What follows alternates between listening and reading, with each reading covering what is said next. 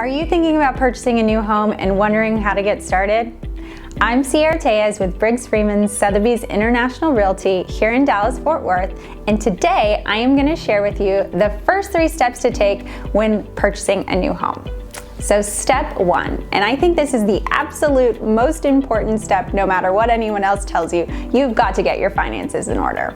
So what does that really mean? So when I say get your finances in order, I mean we need to get a pre-approval or we need to have proof of funds. So a pre-approval is when you've talked to your mortgage lender, you've determined how much you can afford, and they've run all your numbers and we know what we could actually go out and look for. Proof of funds is if you're planning on purchasing with cash. Basically, this is just a letter. You call up your bank and they're gonna write you a letter on their letterhead that states you've got this cash in hand to make the offer that you're making. So the reason that this is so important is because if you start looking for a house and we don't have these letters ready to go, then we're not gonna be able to make an offer, and there's a strong potential, especially in this market right now, that you're gonna miss out on the house you really, really love. Stuff is moving so fast, so it does not make any sense at all to even start looking online without having these pre-approval or proof of funds in hand. So once we've got that all set up, you've talked to your mortgage lender, you know what you can afford, we're gonna go on to step 2, and that's starting the search. So I know that a lot of times you've already started the search ahead. You've looked on Zillow, you've favored it on realtor.com, and that's wonderful. We're gonna take all of that into account. But what we're also gonna do is go through a series of questions. What I like to do with my buyers is really understand what the must-haves are, what the like-to-haves are, and what those non-negotiables are.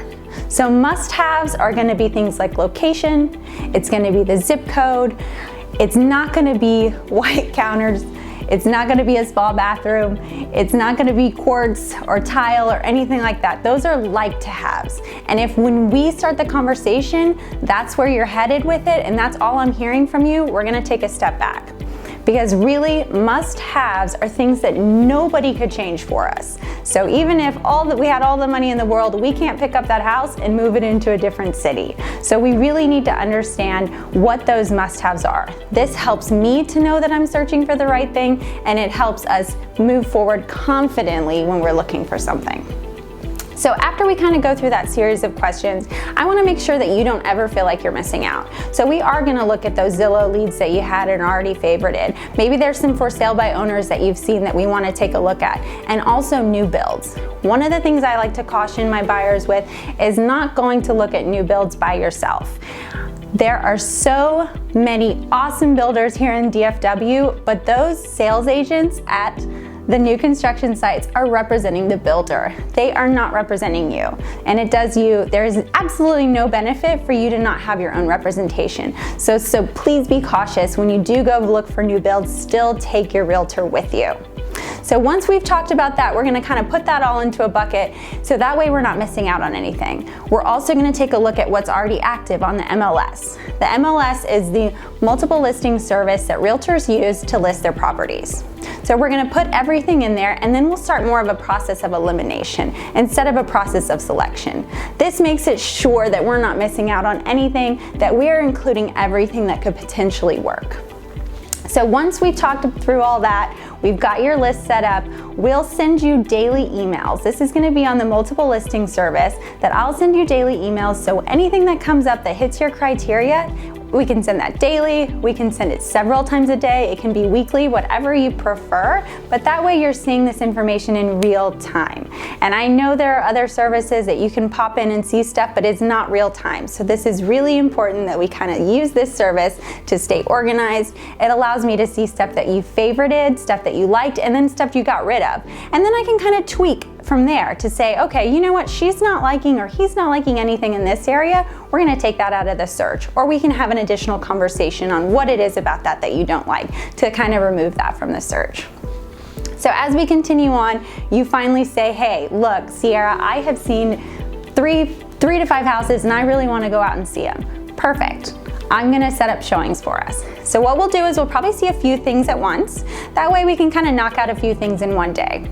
But what's the most important when you're going to look at houses is that you're taking notes.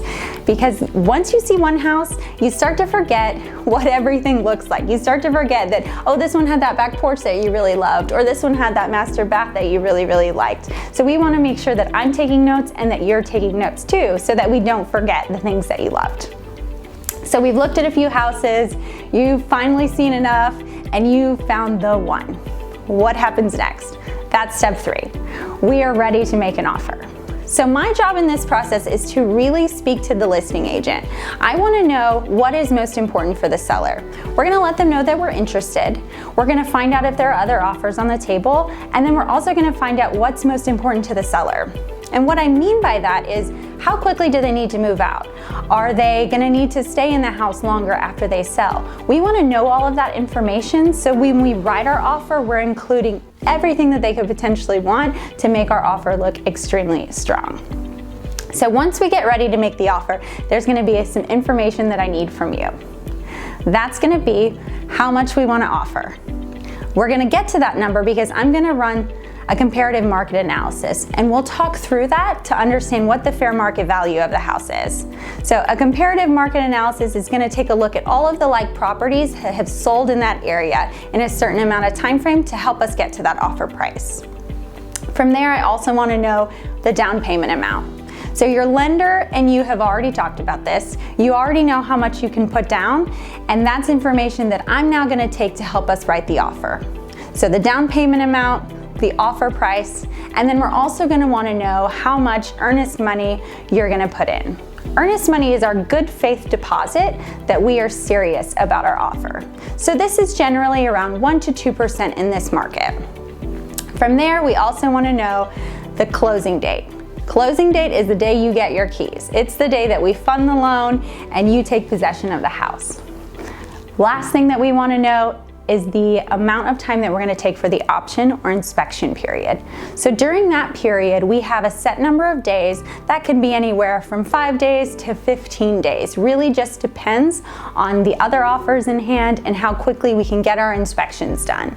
During that time, we're going to take a look at the house. We're going to get an inspection done. This can be a general home inspection. We might even add on some additional inspections, foundation, roof, anything that we're concerned about. We're going to have a set amount of days to take care of that. And during that time, we are either going to renegotiate, come down on the offer price, or continue forward with what we originally offered. And then after that, we get to closing. So if you are ready to go ahead and move forward and take the next steps, go ahead and send me a message. Let's talk. And if you want to have a little additional information, I have a full buyer's guide on my website that you can download for free. It's going to give you different terms, go into a little bit more detail about what I talked about here today. So go to my website, link is in the bio, and join next week for more information. Thanks so much.